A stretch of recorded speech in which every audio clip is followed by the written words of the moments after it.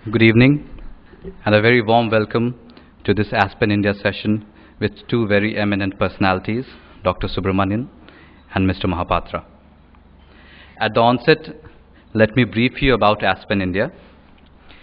In a country of stark contrasts and contradictions, open dialogue and discussion is important to build consensus, to foster cooperation and understanding. Aspen India provides a platform, an open forum for free flow of thoughts and ideas. We attempt to bring the finest minds and engaging speakers from across the world to focus on issues which will shape and steer India in the future, whether in the arena of economics, politics, education, energy, philanthropy, poverty, and so forth. One of our main focus is on leadership, and the long-term goal of Aspen India remains steadfast and the same: to create value-based leaders through its India Leadership Initiative program. We are doing a lot of programs on foreign policy and other issues to create public awareness in Delhi and Kolkata. We are now trying to reach out to other parts of India like Chennai. And as I speak now, there is a program happening in Mumbai on Mahatma Gandhi. There is another happening on 23rd in Hyderabad. And all of this will need your support. In the chair today is the doyen of Indian retail industry and co-founder of Executive and Business Coaching Foundation India Limited, Mr. Pradipta Mahapatra. So without further ado, I will hand over the stage to Mr. Mahapatra. Thank you.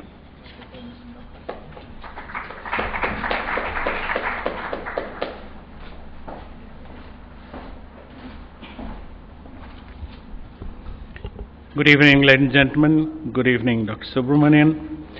On behalf of Aspen India and on behalf of Avanta Foundation and all of you, I have the privilege of welcoming Dr. Arvind Subramanian, who has made time for us in Madras today. Please join me first in welcoming him with a round of applause. Dr. Subramanian doesn't need introduction in large parts of the world, and most certainly to this august audience who is here with us today. But it's my privileged duty to introduce Dr. Subramanian.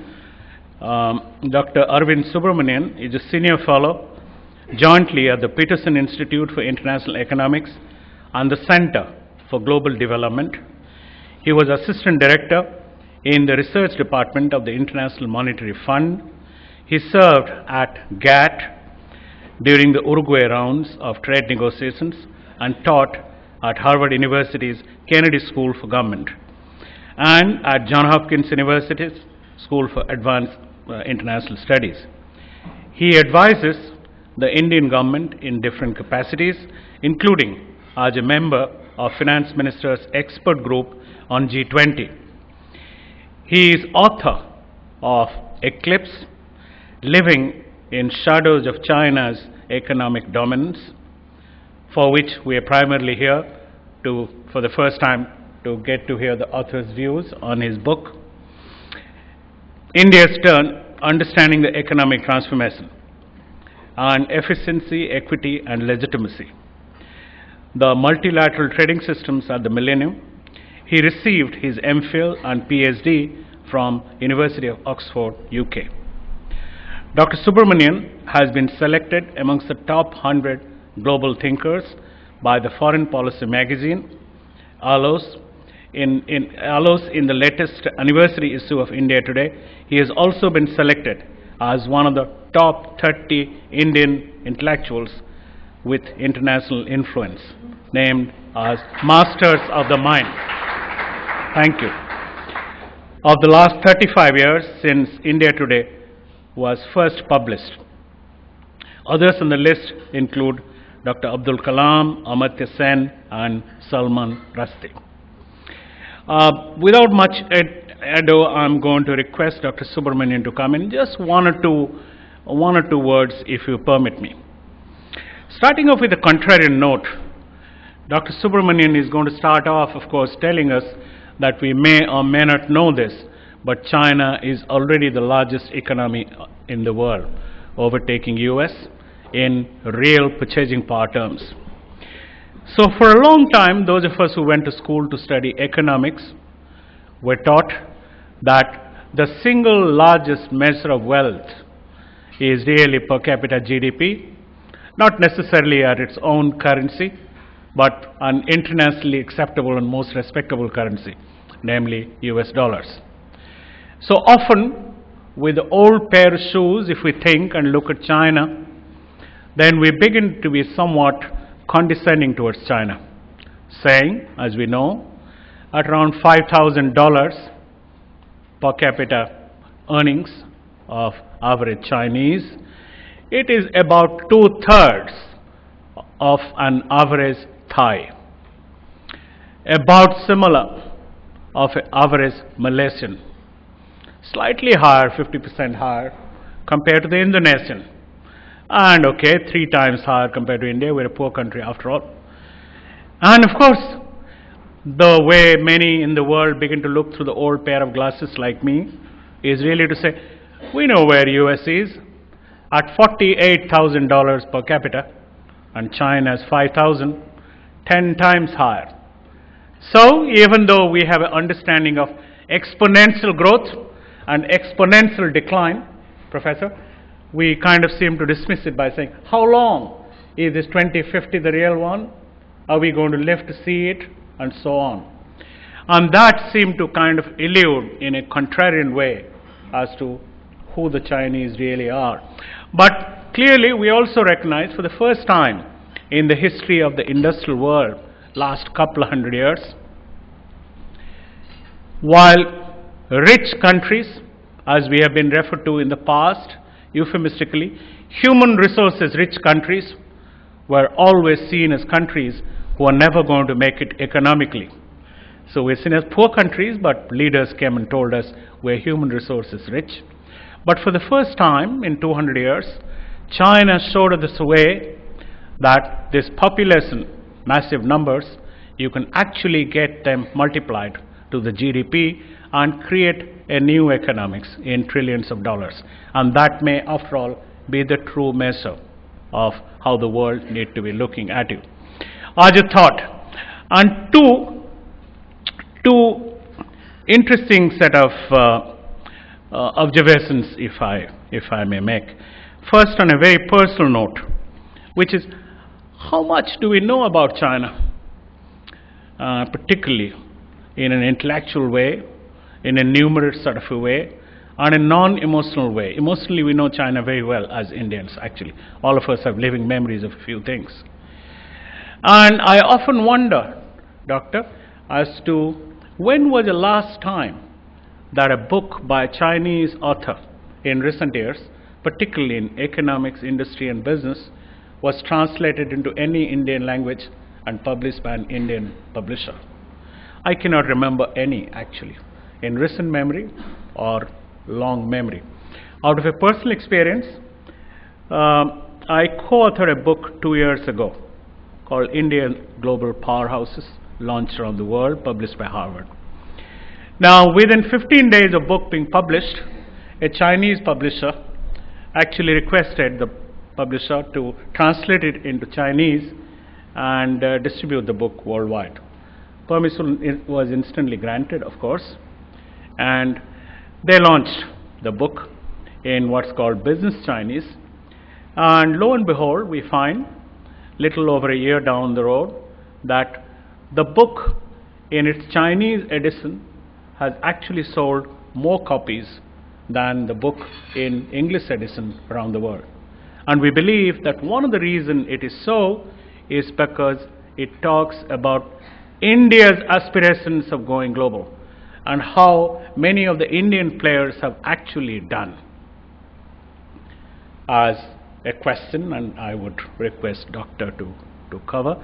And the last one is what amazes us is how long India has carried its field, even though generations have come after the independence, colonial history. How close are we still to the old colonial history? And how emotionally we begin to react. Take, for example, less than 10 days ago, the story of investment in retail industry coming in and how actually India, all forms and hues reacted, and organizations like CII fought it very hard to come in favor and say it's actually good for us. We all seem to believe that when foreign money comes in to be invested in India, they're seldom interested about us. The only interest they have is to create one more form of colonialism. And that seemed to run deep within us. Surprisingly, when we look at China, the fundamental base for the huge big development that came from American money, being a communist country, how did they break free so quickly of converting money into emotionality? And why is it that Indians, we continue to do so even 60 good years after we are independent from a colonial power? Some thoughts. We're looking forward to listen to you, Professor, and floor is yours. Thank you very much.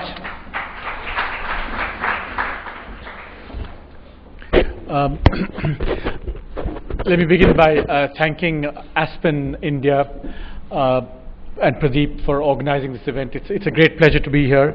I was speaking at the Aspen India in Delhi, or the Delhi chapter, about 3 days ago, so it's nice to do the tour.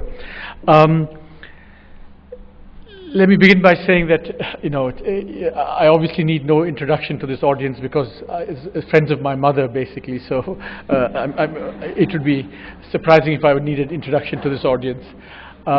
Let me also say that, in terms of Dr. Mahapatra, your experience about, getting your book translated into Chinese. So I've just come from China, and I presented this at 3 places, including one of them being the Chinese Academy of Social Sciences. Very respectable, academic place, very high-powered, and so I saw this, one of the academics there sitting there with a copy of my book, a PDF version of my book. And then I said, how come you got the PDF? They said, we actually downloaded it from your website. But then I have this, my publisher told me very, very clearly that this is a non-downloadable PDF, and yet the official Chinese Academy had cracked the code and was, freely printing PDF versions of my book. So there goes my royalty, in China, for whatever it's worth. So let me, get quickly to the presentation. So this kind of summarizes my book in some ways, and my wife is very unhappy with this picture because she's very fond of President Obama, and she says I've cheated because he was just being a good host, and I've converted it into a metaphor of subservience, a gesture of generosity. I've converted it into a metaphor for subservience, and she's very unhappy with me. But as I say, even if the contents of my book don't sell copies, this cover is already selling copies, so I'm happy with this. No regrets. So what is my book about? It's Eclipse. So I think there are 3 or 4 main messages in my book. The first and most important message in terms of the analysis and the prediction is the following: that I claim in this book that China's economic dominance is more imminent in time, larger in magnitude, and much broader in scope than anyone currently imagines. And this is what I'm going to substantiate, in the early part of my talk. And part of the broader in scope I'm claiming is that the Chinese currency will not just become a reserve currency, but I'm kind of rashly predicting that it will eclipse the dollar as the premier reserve currency within the next 10 to 15 years. So very controversial, and we can talk about that. Now, so the question arises, so what? So what if China is going to become dominant? Someone has to be dominant. The US for many years, the UK before that. So now it's China. So what? And I think there are at least 2 or 3 very interesting policy questions that a lot of us, think about a lot, which is that the first one is that can we be sure that, the open economic, financial and trading system that basically the United States gave the world economy after World War II, will that survive China's economic dominance? That's the first question. And I claim in my book that up to kind of 80-90% probability that I think it will survive this. But we can't be sure. So we need what I call multilateralism as insurance against the possibility that we see a China that behaves in a slightly unbenign way and undermines the economic system.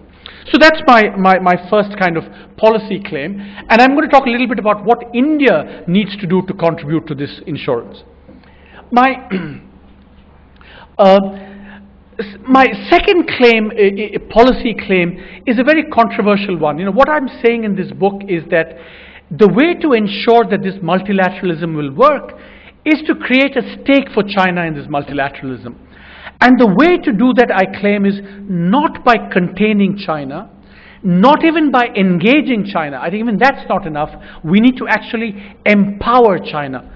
So it creates the paradox of, who's this character who comes around saying there's already a rising power and we want to empower them even more. And when I presented this in front of, a very hostile neocon audience in Washington, this is what they said. They kind of laughed at me and said, what is this? There's a rising power and you want to give it even more power. And I want to justify that controversial claim.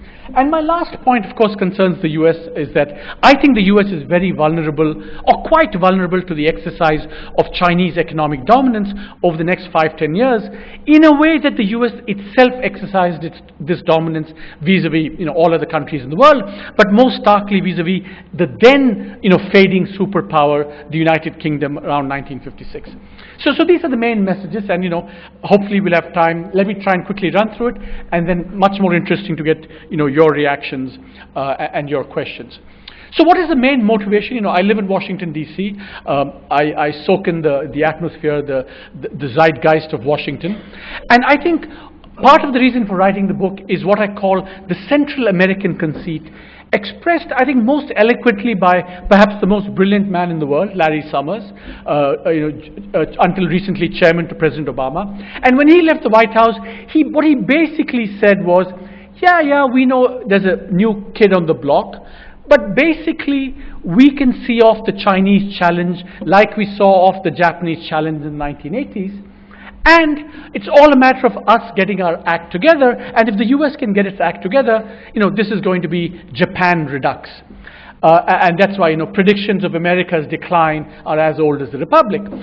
So in order to challenge this conceit, in fact, I begin my book somewhat controversially with this fantasy scenario. It's 2021, a new president has been elected, America is in economic shambles, so the newly elected president has to go to the International Monetary Fund, cap in hand, US has no money, says we need the money from you, and the managing director happens to be a Chinese gentleman, and he says, we'll give you the money provided you remove your ships from the Western Pacific.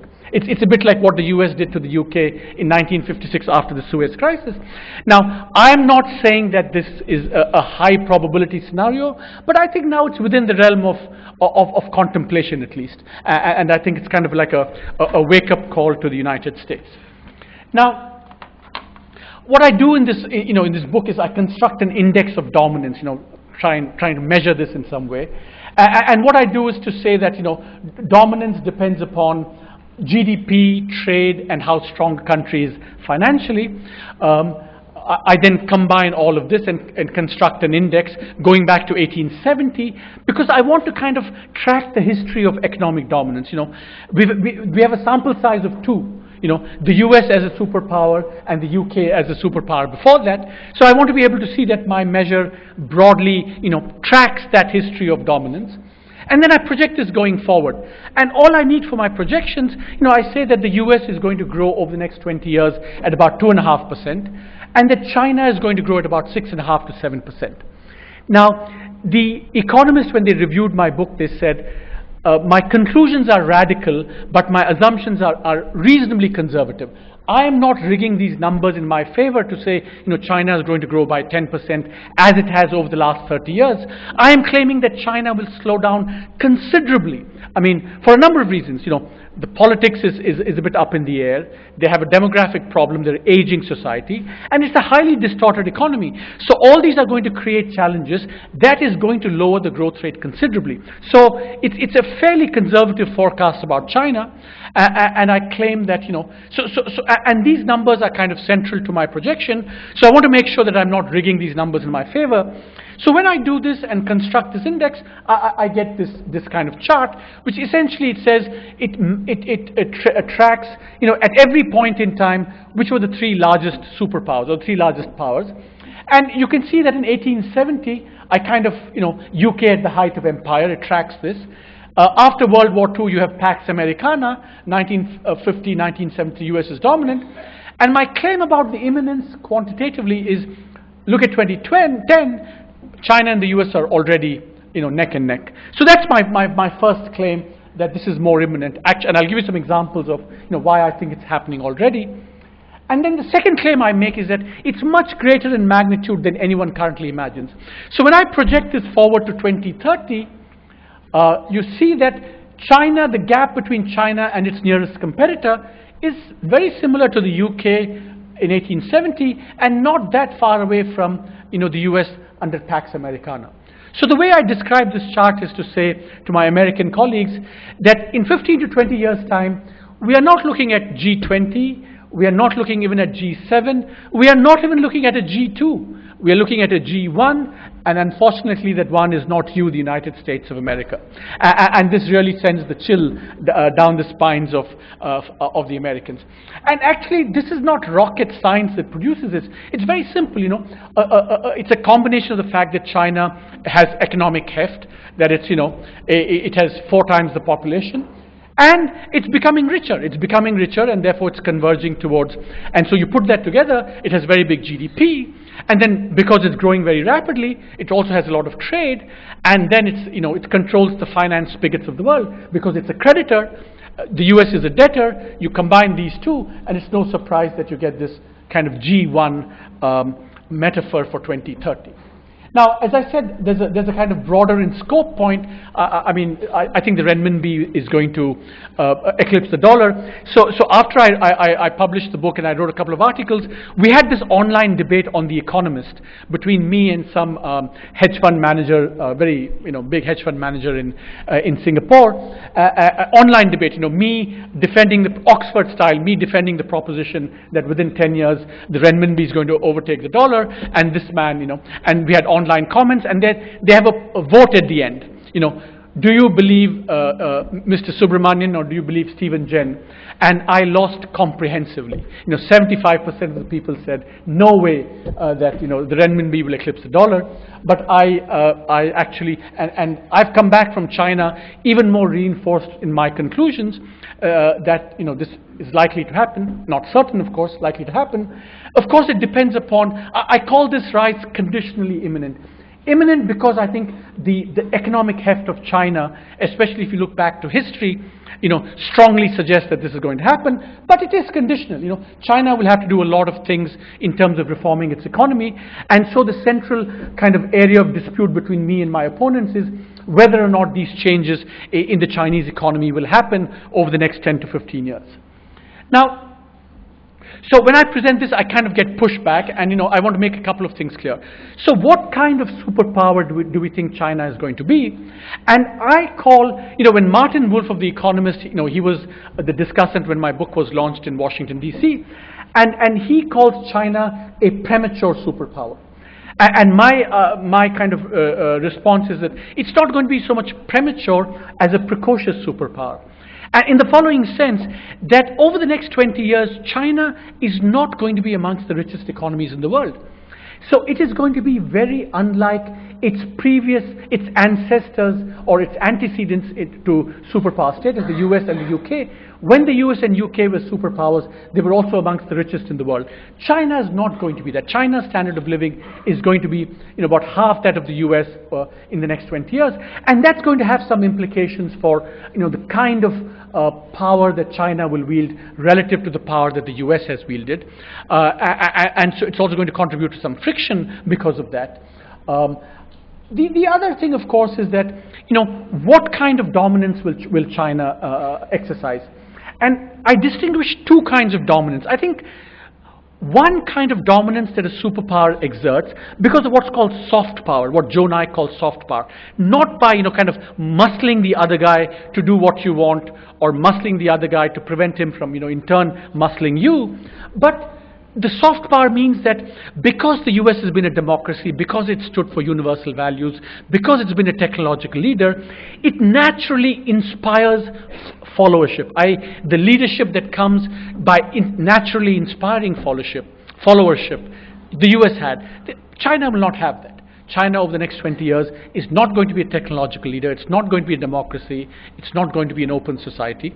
And moreover, and this is a point that actually I did not recognize sufficiently in the book, is that China, because it's a kind of neighborhood, regional, quasi-bully, kind of has territorial claims in the neighborhood, and has created this anxiety amongst its neighbors, it will not have that soft power of being a kind of benign political hegemon in the region. So that's going to be a problem for China. So China is not going to exercise this kind of dominance.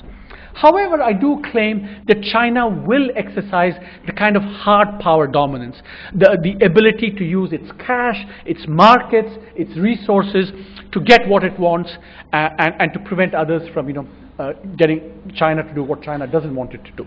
Now, let me give you two manifestations of that. If Europe collapses tomorrow, or is on the verge of collapse, which could still happen, the only country outside Europe which has the ability to bail out Europe is no longer the United States. Game over for the United States because it's a net debtor. The only country with the cash is China. And if China were to contribute to rescuing Europe, it will demand something in return. It will have the ability to extract that, and that's a manifestation of dominance. The other much more, I think, telling manifestation of dominance that China already exists is the following. China is following an exchange rate policy. They systematically undervalue their currency, and which gives a subsidy to Chinese producers, and they are taking over world markets partly on the basis of this policy. The US is unhappy, Europe is unhappy, India is unhappy, Brazil is unhappy. You name a country that's not unhappy, everyone is unhappy. And yet the rest of the world is simply unable to get China to change its ways. So I say, if this is not dominance, what is dominance? So imminence is kind of already here. Now, we turn to the policy questions, and let me quickly run through this. I actually believe that, the world's economic system is by and large going to survive China's dominance for one simple reason. China has a strong self-interest in maintaining the system, in part because the irony of this is no country has benefited as much from the open system that the United States has created as China has. China's growth has been predicated on exporting and having global markets open to its exports. And it will continue to need that because its development process is incomplete, and it needs these open markets. So to disrupt that would be like biting the hand that feeds it. So I think with high probability that is not going to happen. But of course, nothing is certain in this world. There's always tail risk. And history's counsel is that we can never be sure. So in 1910, one of the most popular books was a book by a man called Norman Angell, who went on to win the Nobel Prize, and he wrote a book called The Great Illusion, in which he said that Germany and the rest of Europe have become so integrated that it would be folly for Germany to do anything to disrupt the system. World War I did happen. So, stuff happens, as they say, and that's the sense in which, we have to be open to the possibility that China also might, disrupt the system. And China has been doing the things in the last, 5-10 years, which has been a cause for concern. One is the exchange rate policy that I've talked about. But if you talk to Indian industry, forget about talking to American industry. If you talk to Indian industry, they will sing out chapter and verse as to why, China is a manipulative trader, is an unfair trader, it subsidizes, it's non-transparent, etc., etc., etc. So the litany of complaints against China is long, and not just in the United States, including in India. So we can't be sure what China is going to be up to, and China itself has not articulated what it wants from the system. So there's a lot of uncertainty about what China wants, and that's why I think that the world needs to get together as a kind of insurance policy to get together and come together with China kind of equal, the rules are negotiated in a way that doesn't totally favor China. And that's the sense in which multilateralism, you get the heft on the other side, which countries acting alone will not be able to. And so when Swaminathan Iyer reviewed my book in the Times of India, he actually said not only is this prescription applicable and valid in the economic sphere, he actually said that maybe it's also worth trying in other spheres, including politics and security, because again, the logic is that no one country can really take China up on its own. So the question is, how do we do this? How do we achieve this multilateralism? And as I said earlier, what I'm saying is that in order to create at stake for China, we need to empower China even more. And let me give you, one or two very quick examples of what I mean by that. What I mean by that is that one example I would say is that I think the world has an interest in actually making the Chinese currency the number one currency in the world. The reason I say that is, of course, if the Chinese currency were to become the number one currency, again, China will have a stake in preserving that. It will not, try and undermine, because if it starts messing around with the system, it will undermine the status of its currency in a way that would be, undesirable from China's point of view. So one of the prescriptions I'm telling the Americans is that, why don't you offer to make New York as an offshore center for the renminbi, as a way of, making the renminbi an international currency. So I think, that's the logic for this. So the other kind of example that I give, I wrote a piece in the New York Times, in the context of the troubles in Europe and what China can do, is that I'm saying that, in return for, the world needs a much bigger IMF, more resources. Only China has the ability to provide that. And in return for China providing that, which I think China should do, China should get more stake in the system. And I say very controversially that China should have veto power in the IMF, just as the United States does. And Europe should no longer have veto power, because now they're debtors. Or to put it even more starkly, they're beggars now, and beggars in financial systems don't get veto power. Creditors get veto power, and China is a creditor, and China should get veto power. And that's my kind of claim here, and perhaps in the World Bank too. And remember, part of the logic of what I'm saying is that if we don't create this stake for China in the multilateral system, China might find alternative ways of exercising that power. And that's the logic of, tethering China to the multilateral system. Just to give you an example, China has all these investments in Africa, and everyone is worried about, not just the pattern of the investment, which is very colonial, but also what China does or does not provide compared with other donors. It's a very colonial form of investment, and China extracts a lot in return, in ways that are arguably not in Africa's best interest. And we don't want China to do that. If China were to provide those same resources, say through the World Bank, we have greater control over what China might do, and also ensure better that, actually the terms on which this money is provided is better. So, 2 or 3 last thoughts. What does it mean for India?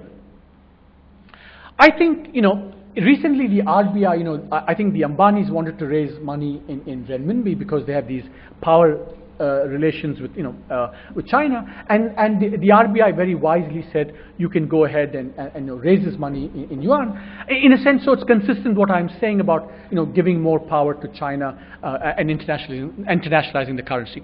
So India has a stake in bringing China into the multilateral system. But the point is this, it is not costless for India. India has to start contributing.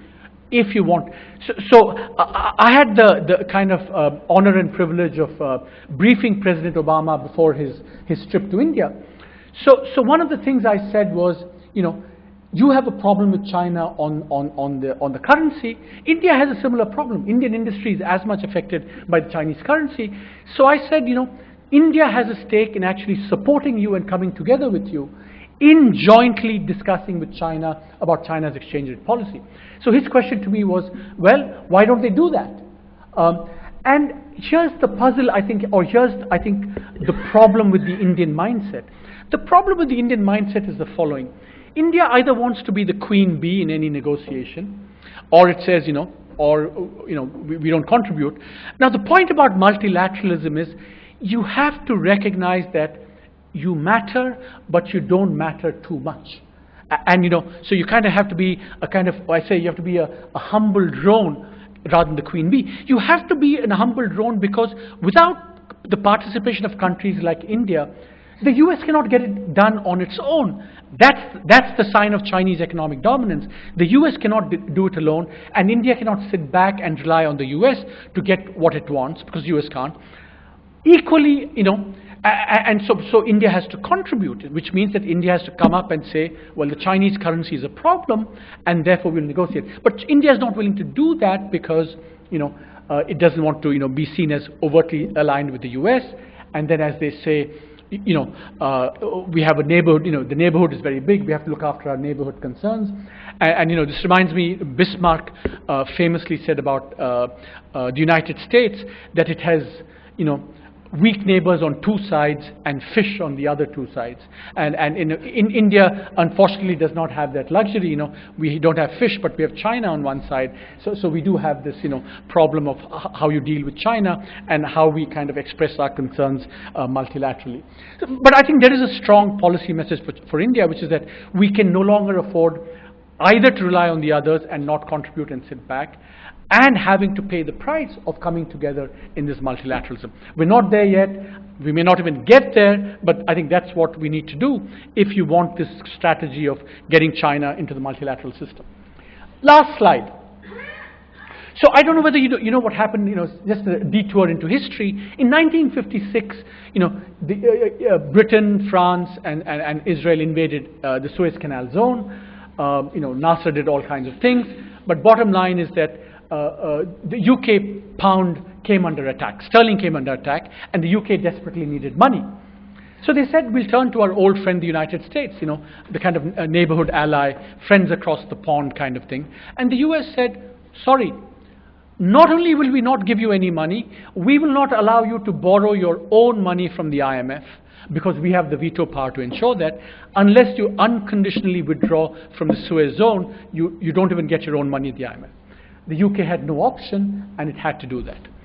And so one of the things that I end my book by saying is that there is a kind of deeper parallel between what happened in '56 and the situation today. And the deeper parallel is the following, that just as the UK was kind of economically diminished and enfeebled in 1956, so too is the United States today.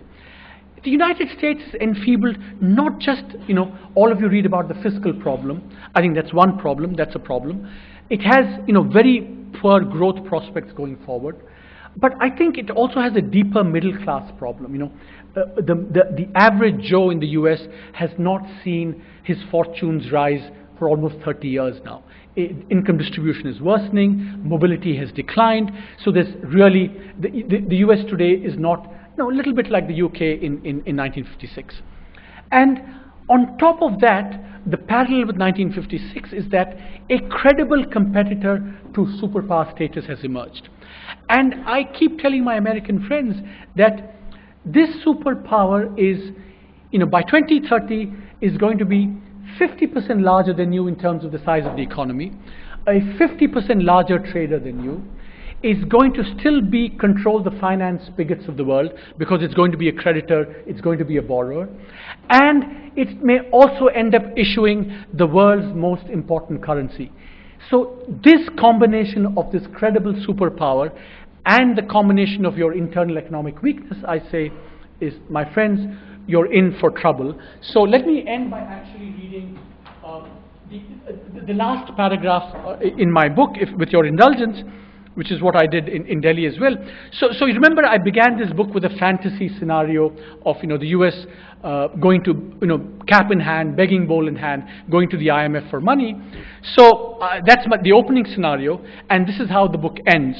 So the U.S. president has just humiliatingly signed away his sovereignty to the IMF, because those are the terms the IMF has extracted.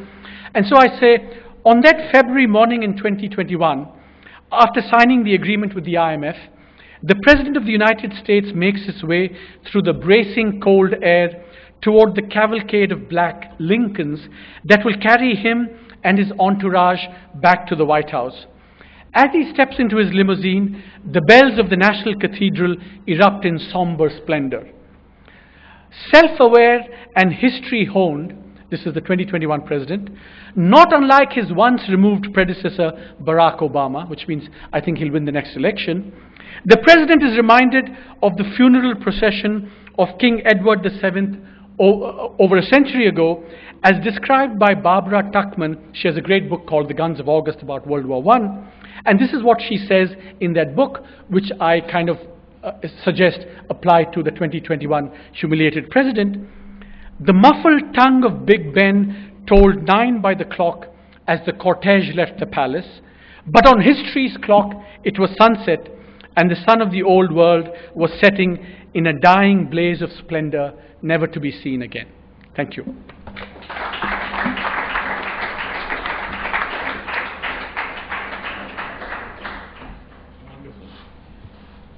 Professor, thank you very much. What you have succeeded in doing in about 20 minutes with your self-admitted controversial statements actually have bombed our minds. That's what you ended up doing. And in some levity, if I may say, if I was the Prime Minister of China, I don't know whether they have honor des légions like many parts of the world. I would have quite clearly looked at that. Behind is a wonderful story that China is happening tomorrow. Let me start with a couple of questions and then we'll open up.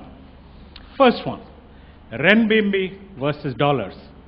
One set of economists seem to say that China has a larger stake in dollar than America and rest of the world put together, because they, in any case, being creditors for long, carry those kind of reserves.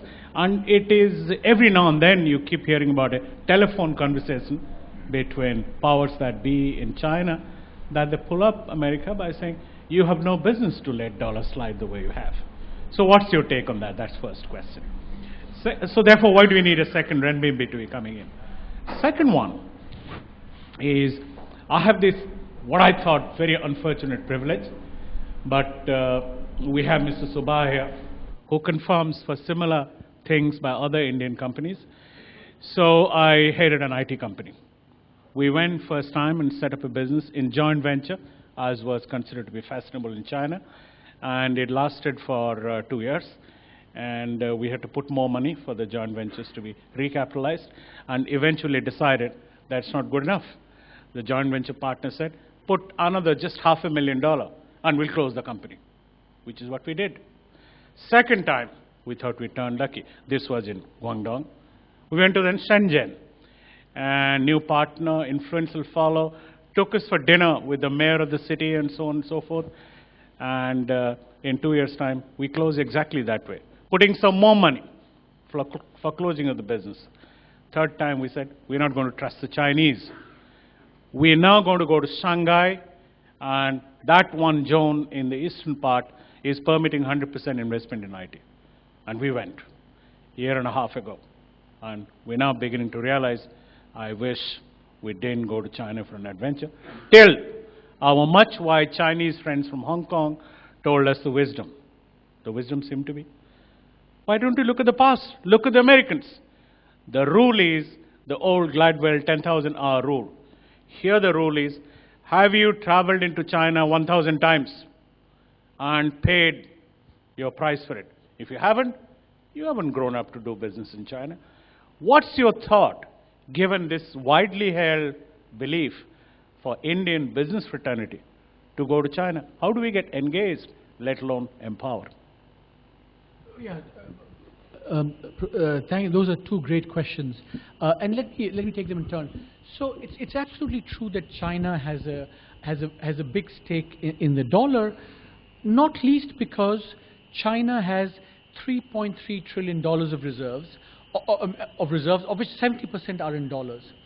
So if the dollar depreciates, loses value, then China suffers a big loss. And that's the sense in which you're absolutely right, that the perverse thing in all this, of course, is that China, nobody is doing as much to prop up the status of the dollar as China is today. But I think the way it has to be solved is that they're in a bind, that the more they continue with the existing strategy of propping up the dollar, the more the losses they're going to take in the future, because they'll keep adding to reserves, 3.3, 4, 5, and the more they lose. So they have to decide whether they, cut their losses now, stop propping up the dollar, take a hit in order to prevent bigger losses in the future. And I think that's, the decision that they're slowly coming around to making, which will be consistent with them, stopping to prop up the dollar and then starting to promote their own currency. So that's the way it's going to happen going forward. Now, on your question about, having to pay your respects, it's a bit ironic, if I may say so, from an Indian businessman, because all the businessmen that I meet say the same thing about India as you say about China. And they, in fact, say, a little bit the opposite. They say, with the Chinese, we do this, but then there's certainty we get in. But with you guys, we don't even know where we stand, for months and years on end. So, so I find this a little bit, puzzling and ironic coming from you. But I think the short answer to your question is that, we have no choice but to, keep doing what you're doing, to continue the engagement. Otherwise, the risk is, as you said earlier, we perpetuate what is now becoming a colonial pattern of trade between India and China. We export raw materials, they send us back high value added goods, and it creates an economic problem, it creates increasingly a political problem. And frankly, the only way to get around that is to kind of do the kind of things that you're saying, start engaging, start exporting high value added stuff, so that there's much more balance in the trade relations between the two countries. Thank you. Now the floor is open. Yes, sir. My name is Arjun. I'm a consultant, and I travel up and down trying to bridge, among other things, bridge the gap between Indian and Chinese companies. So I deal with a lot of Chinese people.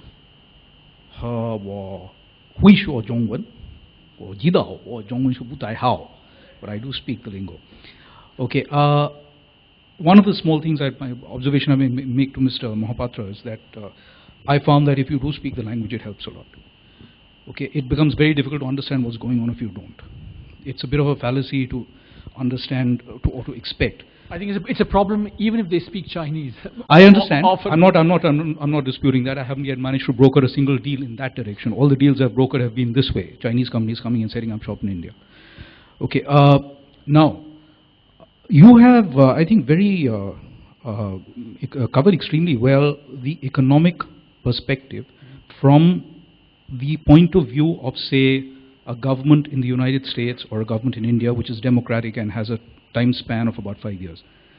But you have not explained with, at least I don't know what your book says, with reference to history and attitude. You see, China also has a different attitude. There is an attitude. The people of China have an attitude, a collective attitude, which you haven't covered at all. Towards, sorry? The people of China have an attitude towards everything. They are not the same as Indians. They are not the same as Americans. The English-educated Indians are much closer in attitude to Americans, however distant we may perceive ourselves to be. We are much closer to them in thinking than the Chinese are to either.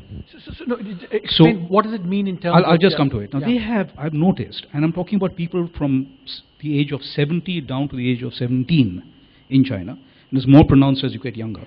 They have, a very deep pride in their own culture, and a very deep grouse against the rest of the world, especially the white world. They don't appear to have any hesitation in humiliating the white world, if they can do it. But they're biding their time. They're very, very patient. Now, as far as they don't see anything wrong in, shall I say, deceiving or operating in a deceptive way with the rest of the world, because they say that's the way the rest of the world dealt with us earlier, when we were a great power and all the rest of it. Second, they're also fundamentally aggressive people or expansionist people, and this is not something new. If you look at what China was at various stages of history, you will realize that the present boundaries of China have only been attained once before, which was during the Manchu dynasty, more or less, and this is bigger even than Manchu China, the current thing. They aren't here to help the rest of the world. Your entire thesis... Sorry, the question... Sorry, the point that you're making is that we should engage. Why should we engage with somebody who doesn't have any long-term reason to wish to engage with us? So it's a perceived belief of Chinese attitude towards Indian. I must confess, a quite widely held belief within India, those who are exposed or otherwise. Not just India, the United States and the rest of the world as well. Yeah, so I think that's a really fair and important point, which is that, let me say two things in terms of why we should engage. Yeah? So if you read Kissinger's most recent book on China, he has a kind of slightly different take on this, which is slightly consistent with my own reading of Chinese history, which is that their self-perception is the following, that they say that we were the dominant civilization for about thousands of years, from 5000 AD to 1500, 1600 AD. And during that period, we never behaved aggressively like the white man did subsequently. We were a great civilization, but we didn't trust it upon others. And moreover, when we then became weak, the West came, 1793, Lord Macartney came, and it was a century and a half of humiliation, right? So their response is, what are you guys talking about? Our history has not been one of aggression and so on like the white man's. So why are you getting so anxious about? Now, I don't think that we should completely buy into this, but I think there is a sense in which if you leave aside the neighborhood where I think there are serious problems, and that's what I mentioned, but in the wider world, the Europeans have no, fear at all that, China is going to, be aggressive towards them. So that's my first point, that we need a balance in terms of how we read Chinese history. My second, perhaps more pragmatic point would be that what is your option what is your alternative to engaging them? We have very few alternatives, especially if we do this on our own, and China can do it bilaterally and regionally. So in a sense, we have to make a virtue of necessity and get together, build the economic heft on the other side, and try and tether China in. That's our only option. Yes, sir.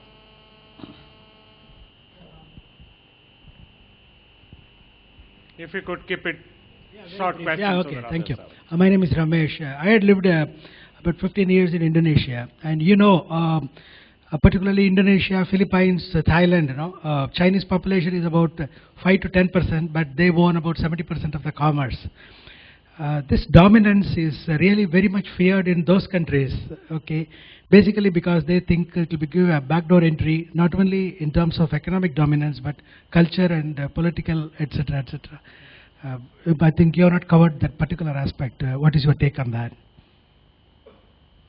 So, if the question is, is there going to be also cultural dominance of the Chinese? To be honest, it's not something that I'm an expert on. So, it's above my pay grade to answer that. So, I don't really know whether there's going to be Chinese cultural dominance or not. Remember that one has to be a little bit careful about this dominance thing for the following reason. I fundamentally believe there's going to be dominance, economics, perhaps even culture and so on. But I think the beauty about trade is that there's a mutual dependence.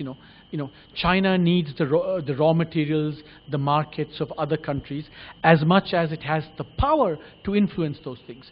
So I think the mutuality and the dependence that's created by trade, I think is going to make China a little bit softer than what you would otherwise reckon. And then the other thing that people don't talk about, which I think, I don't know whether you want to interpret it as reinforcing dominance or reinforcing vulnerability, is the huge gender mismatch in China, which means that in 10 years' time, there are going to be something like 40 million. Yes, sir. Yeah. Corruption. China is also corrupt. How corruption will slow down its superpower status? And how do you compare corruption in India with corruption in China? So when I was in China recently, what struck me was, in fact, how openly the academics and the intellectuals were talking about corruption in China. Really very scathing, and essentially, therefore, making the point that one of the few ways we have of controlling this corruption is greater accountability, and therefore the need for more political accountability.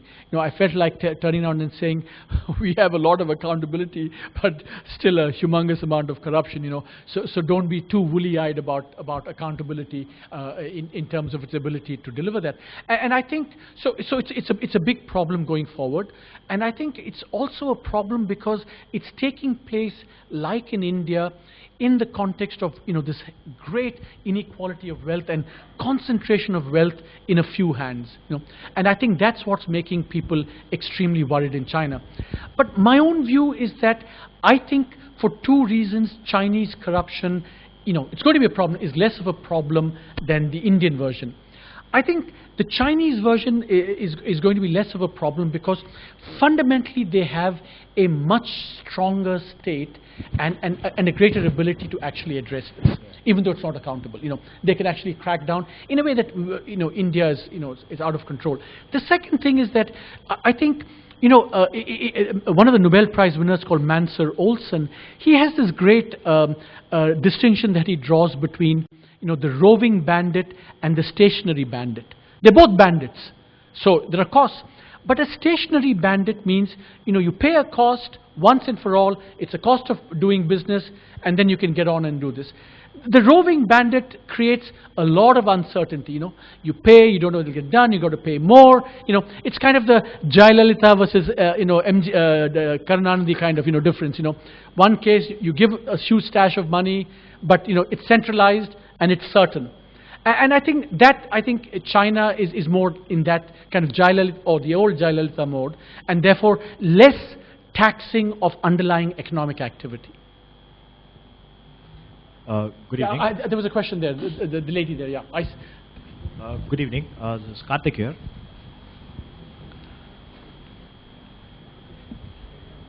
The lady gets the preference. Yeah, come. Thanks. All right.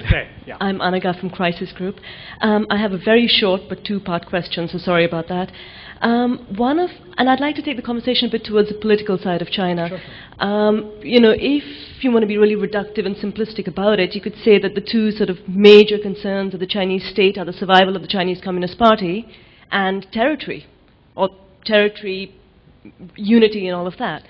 So if you take the second part, the territory and unity part, and you look at China's neighborhood, China is fighting on many fronts. Do you think there's going to be, Central Asia is not the same as North Korea, is not the same as South China Sea, not the same as Myanmar. China has many fronts open in its neighborhood. Do you see the tension between China's political and economic investment in these various parts of its neighborhood in any way something that India can find new ways of engaging with as a policy question? And the second question is more a domestic question about the survival of the CCP. Now, Chinese growth is predicated in large part on sort of continuing high consumption in the EU and the US. We're not sure that's actually going to continue. At the same time, in China, you see increasing unemployment and also overcapacity in some fields, right? Heavy industry, construction, so on and so forth. Do you see any of those things as posing a real threat? So I thought there were three questions actually, because the second part is about the Communist Party, this what its fate or lack thereof, and the other part is the conventional too much investment, very credit driven, real estate driven. That's the easy part. I think China has major imbalances. Everyone knows that it's overinvested. It has a real estate boom. It's bubbly. Yesterday, day before yesterday, Paul Krugman, came out and said, this is China today is Japan of the 80s and US before the subprime crisis. So my response to that is, of course, China is going to have some financial event. But to me, the interesting question is not whether China is going to have a crisis, but whether China will recover from that crisis. And to me, and my short answer is, yes, it's resilient enough, it will recover from the crisis. And there are various reasons why I think so. Now, on the Communist Party, I think the interesting question is, it's a political question, and the way the Chinese think about this, at least the liberals, is that, that the party is going to survive. The question is whether they can, in the first instance, create much greater internal accountability and internal democracy, so that the party, you get a one-party democracy as the kind of intermediate way station before you eventually go to the kind of multi-party democracy of the Indian kind. And so that's an open question. I think that's what the liberals want as a kind of viable, non-cataclysmic way of making the political transition. On your first point about, I think, territorial integrity, I think really that is an open question. I think if there is a kind of serious medium-term, threat that can kind of throw all these things kilter, is, China's, territorial integrity being compromised, and kind of greater political fragmentation. We know, not just Tibet and Taiwan, which I think, but more the Uyghurs and the Muslim problem and things like that. Now, does that create an opportunity for India? I mean, frankly, I haven't thought a whole lot about it. But I mean, I don't see any easy way. We've seen what's happened in Myanmar. Tibet is, of course, a thorn in the flesh. I think the way we are trying to play this is by becoming more engaged in in Asia. And I think we are playing the Asian game more as a way of, doing this again together with other countries rather than doing this bilaterally vis-a-vis China. Hi, this is Karthik here. I'm not an economist, but I have a question out of curiosity. Yeah, go ahead. Yeah, I have a question out of curiosity. Now, currently, China's growth is being fueled by America's money. But in case if China overtakes US, who's going to fuel further money into China? I think it's the other way around. China is fueling the money into the United States. It's the creditor, and it's financing U.S. government is being mostly financed by China. So, but I think your question is still a very fair and a good one, which is the other one, which is that U.S. is buying a lot of goods from China, right? And what happens if that changes? And in many ways, I think part of the Chinese endeavor over the next 5 to 10 years is that to rectify what they think is one of the biggest imbalances, which is that they're too dependent on exports for their growth, and they need to become much more dependent on their own market for growth. And I think the Chinese see that as a big challenge. The rest of the world sees it as a big challenge. And we're hoping that over the next 5 years, that's what the Chinese will do. They're very aware of that. And I think, but I think the politics prevents them from doing it quickly because there's a lot of vested interest associated with the status quo. But they will, I think, they will accomplish that. Yeah. I have a question. I mean, you are looking at the economics of China and the kind of progress it's likely to make over the next few decades to become a dominant power.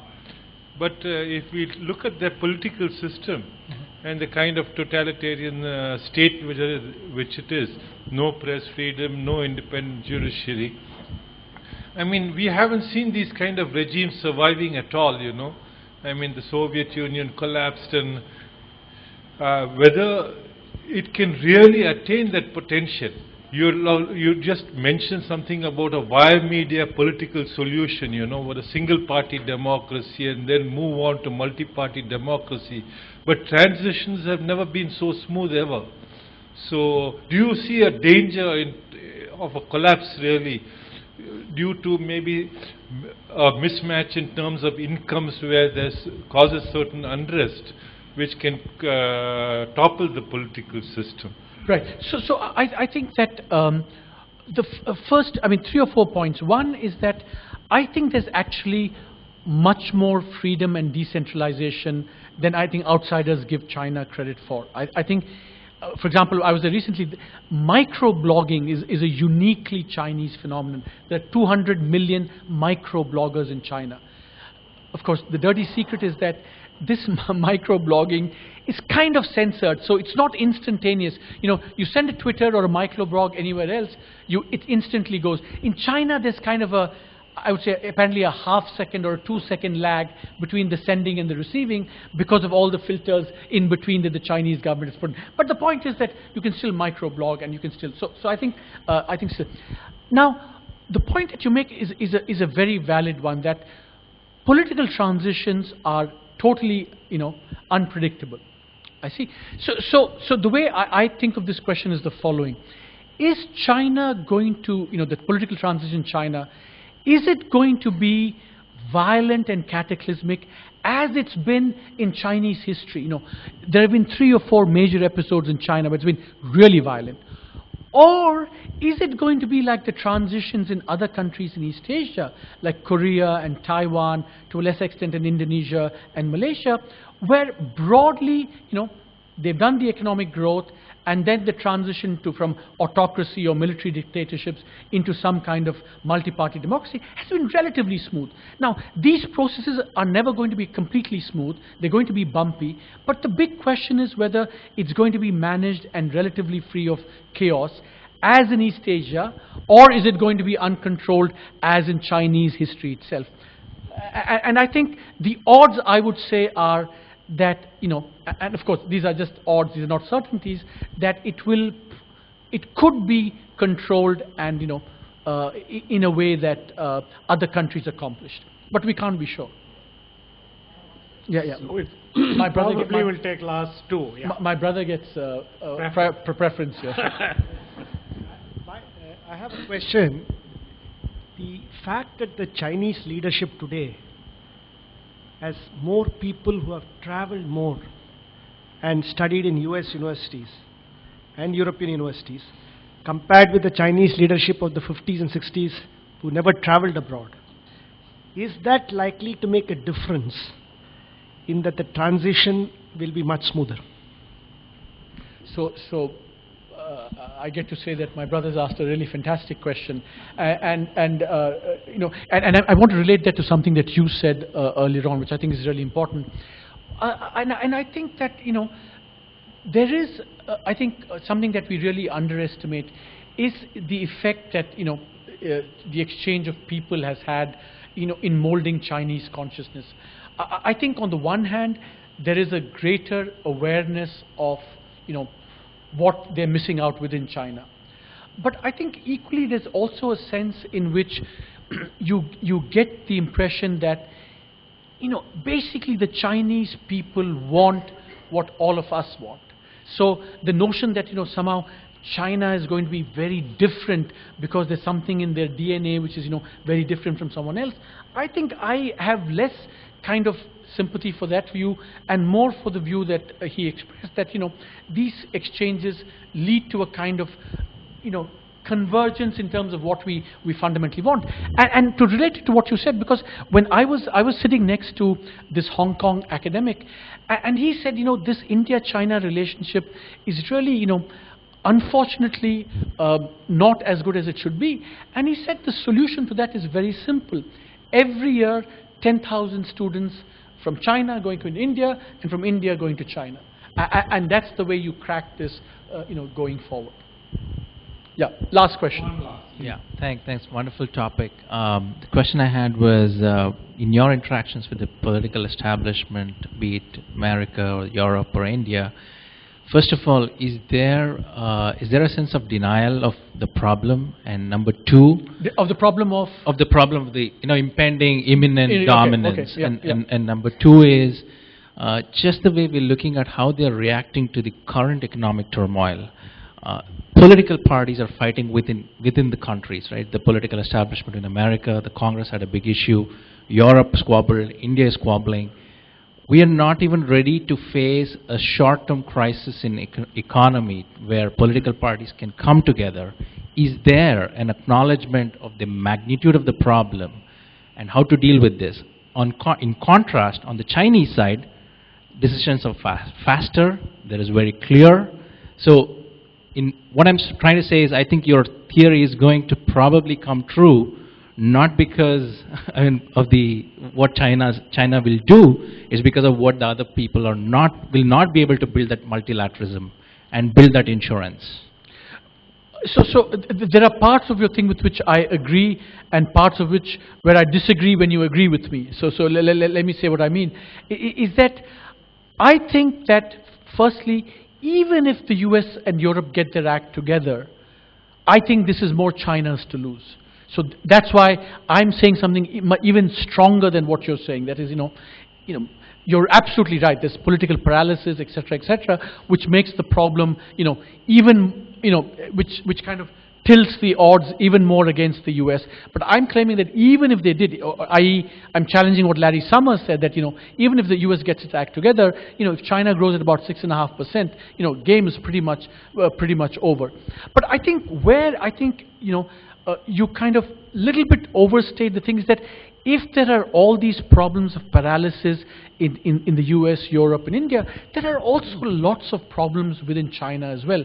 I mean, I don't think we should say, oh, it's an autocracy, decisions might get made very easily, and therefore all is hunky-dory. I mean, that's far from the truth, because they have the problems, as the gentleman mentioned, with corruption. They have the problem with being over-reliant on exports. They have the demographic problem, and and the point that how do they make the transition to democracy? So I think they have equally their own set of challenges, and I think we need to be a little bit more nuanced and balanced about assessing the challenges and problems on both sides.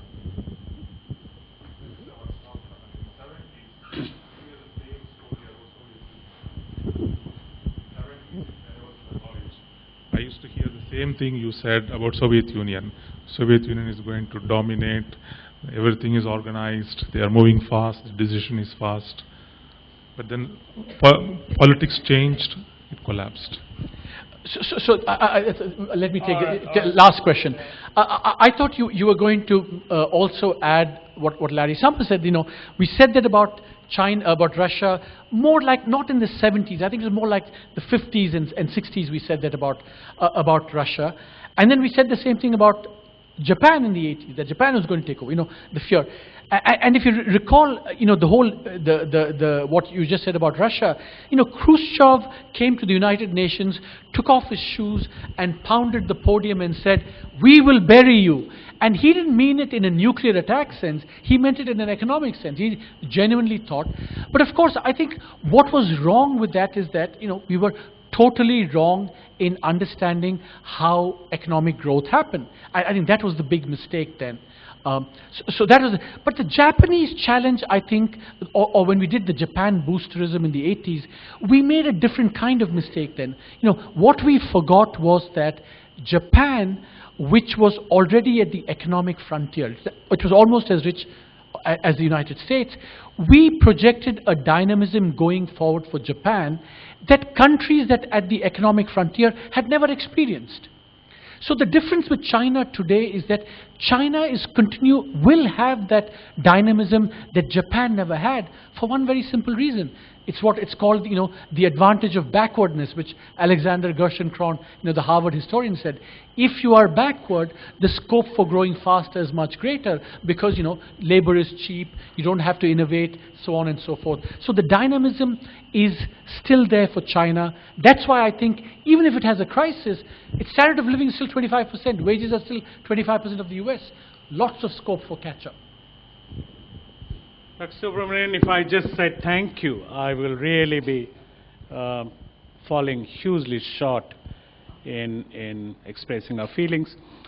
I think what you ended up doing is listening to the subterranean underground fears, apprehensions, and some stereotypical beliefs that we all hold, large body of Indians hold. And I think what you have done is proud. is as a precursor to 10,000 students visiting either side. He is to be the first ambassador to tell us, look what's going on within. Get to know what the realities are, what's going on. And of course, be prepared to get engaged and empowered. And in some sense, we are exceedingly proud that one of our sons of India and the humble city of Chennai is doing this to the world of taking China and shouting from the rooftop, get engaged and empower them. Thank you very much. This has been an absolute delight and a privilege, sir.